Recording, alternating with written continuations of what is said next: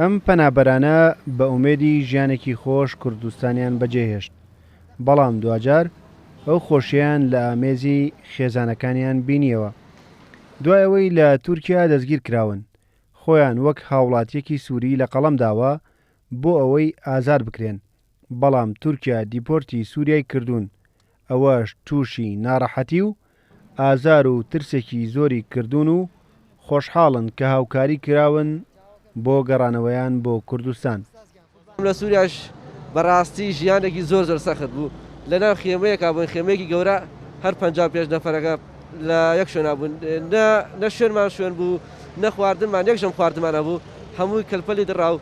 تەنانەت نەفەری واماتیا بوو چەند نەفەرێک تەنها یەک دەسەجلی پێ بووە. لایەنانەی کە هاوکار بوون لە هێنانەوەیە ئەوانە دوعای منیان بەسە، چەند کەڕە و چوومەتە ماڵی خوا، دوعای منیان بەسە، سەرکەوتوو بن، خوایە هیچیان لێ نییە، تەمەنیان درێژ بێ. زۆر مەمنونیان مەبنیونی کاقوباتم جێگری سەرۆکی حکومەت بەڕاستی ئەستێکی ئەرکێکی تەواو ماندوو بوو لەگەڵیانە. ئەو پادابینکردنی پاس هەتا وەکو سلێمانی دەستخۆشییان لە یەکەم ماڵیان ئاوا بێ دەستخۆشییان بەخوا هەستێکی زۆر ناخۆشمانە بوو. تر شوێنەکان زۆر ناخۆش بوو. تر داوایانەکەی با هەوڵمان بۆ بەنی شەڵایتر ئێمە هەوڵمان بۆیان لە ڕێی کاقوبادەوە ماڵی هەموو لای ئاوا بێ، هەموو لە ڕێکخراوەکان هاتنە سەر خەت حکومەتی هەرێم. سپاسی هەموو لایەکەین کە هاتبوونە سەر خەت کە ئەم کوڕانە و کوڕەکەی من و ئەو کوڕانەکە هەوڵیان بۆیان بەربوون. دوای 11 ڕۆژ مانەوەیان لە خاکی سووریا بە هەوڵی دەستگای لووتکە و سەفارەتی عێراقی و ئۆفیسی سلێمانی کۆچ و کۆچبەرانی عێراق و نووسینگەی قوبات تاڵەبانی لە سووریاوە برانەوە خاکی تورکیا و دواتر لە دەواازەی ئیبراهیم خەلیلەوە هێنرانەوە بۆ هەرێم.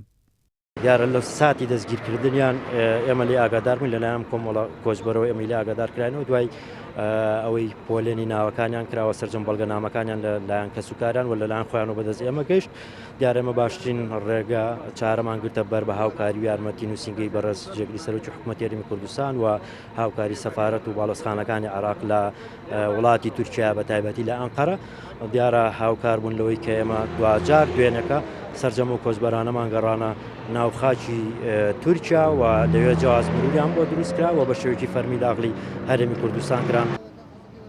ژمارەی ئەو کۆچبەرانە 57 کەس بوون. لە سووریا 3 کەسیان هەوڵی هەڵاتنیاندا بوو بۆ گەڕانەوەیان بە قاچاغ بۆ تورکیا، بەڵام لە سووریا دەستگیر کراون. ئێستا دەستگای لووتکە بە هاوکاری لایەنە پەیوەندیدارەکان لە هەوڵی سۆراخکردنی ئەواندایە تا ئەوانیش بە کەسوکاریان شاد بکەنەوە. ڕێبازیوە کورسات نیوز، سلێمانی.